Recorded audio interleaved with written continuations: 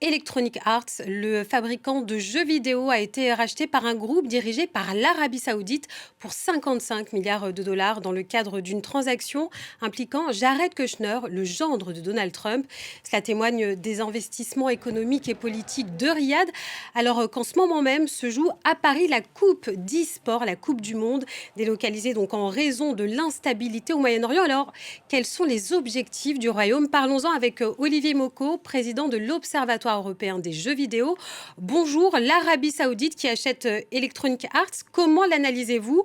Le Royaume veut peser sur toute la chaîne des jeux vidéo?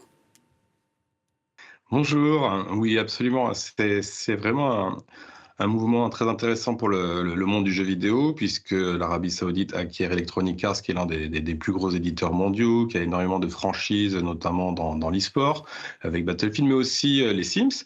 Donc c'est vraiment un moment très très important dans l'industrie.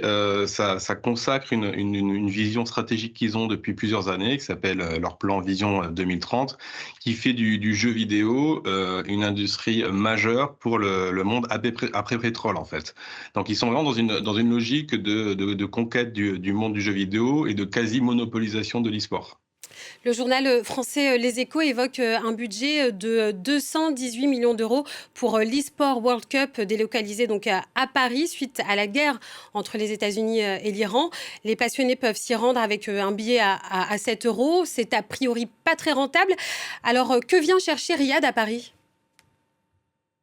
Alors déjà, c'est une solution technique et pratique, hein, d'avoir été à Paris, parce que Paris avait les infrastructures pour faire de nombreuses compétitions et accueillir aussi tout le monde, tout ce public-là, hein. Donc ça, c'était déjà pragmatiquement important.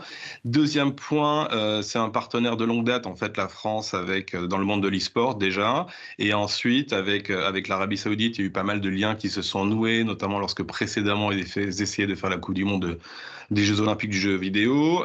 Donc ils viennent en fait, premièrement, lancer leur événement, parce qu'ils ne pouvaient pas le faire à Riyad du fait du contexte. Deuxièmement, ils trouvent un espace pour le faire, une ville vitrine lumière, hein. Malgré tout, Paris reste une ville connue dans le monde entier, qui attire, qui légitime aussi la compétition, hein. N'oublions pas qu'il y a eu les JO il y a 2 ans, donc c'est aussi une place mondiale d'événements internationaux. Donc ils viennent chercher finalement un lancement en grande pompe, d'une part, montrer qu'ils existent, que ça s'est fait, que ça se fait dans des conditions optimales et que ça rencontre un certain succès.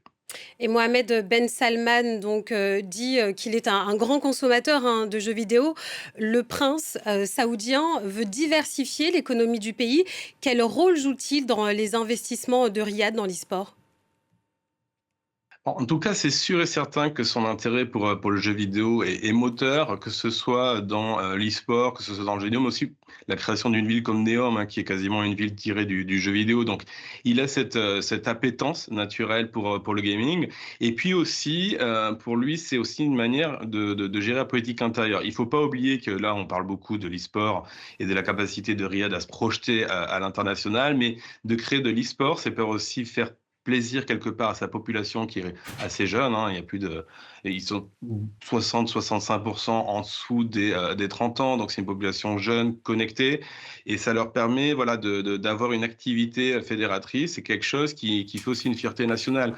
Donc c'est aussi un moyen pour lui de se positionner, de rencontrer beaucoup de monde aussi. C'est pas anodin, hein, parce que quand vous faites de l'e-sport, vous avez la partie effectivement jeux vidéo, mais vous avez aussi la partie événementielle qui vous invite à tisser énormément de liens avec tous les acteurs nationaux. Donc c'est pour lui vraiment un objet clé et central, et il veut faire de Riyad le hub mondial du jeu vidéo, hein. Il prévoit d'ici quelques années 39 000 emplois, ce qui est énorme pour l'industrie. Il y a un énorme investissement hein, financier de la part du Royaume. Hein, lorsque qu'on vous écoute, les gagnants de la Coupe du Monde vont se partager 75 millions de dollars, donc un chiffre impressionnant pour le secteur, mais pas seulement. Si on regarde justement à l'écran ce qu'il y a comme gain à obtenir pour d'autres compétitions, Roland Garros 61 millions d'euros ou alors 2 millions et demi pour le Tour de France. Que pouvez-vous nous dire aujourd'hui des sommes sonnantes et trébuchantes engagées par Riyad dans le domaine du e-sport?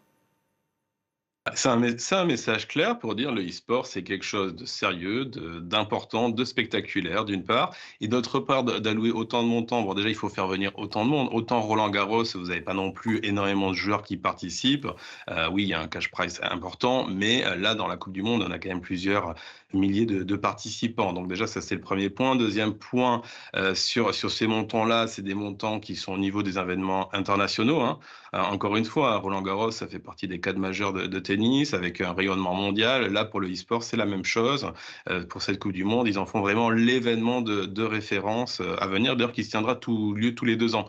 Donc, on essaye en fait, c'est une économie d'échelle. Ils essayent de monter au maximum le niveau pour en faire les leaders incontestés, incontestables et en position de total monopole parce que Olivier personne aujourd'hui Moko, peut une arriver à dernière rivaliser. question pour vous. Les jeux vidéo, c'est donc une autre manière pour Riyad de faire parler du royaume. Peut-on, dans ce cas, évoquer une politique d'e-sport washing?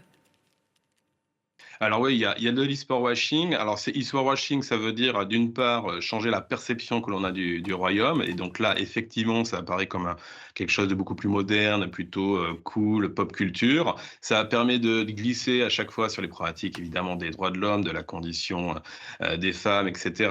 Et ça permet aussi d'être dans une présence systématique dans le quotidien de la plupart des joueurs. On a le jeu vidéo, mais il y a aussi d'autres industries culturelles et le sport ainsi qui sont fortement investis par le royaume. Donc on est vraiment dans cette Merci. logique-là où on change de niveau. Merci à vous, Olivier Moko, d'avoir été l'invité d'À la Une ce matin.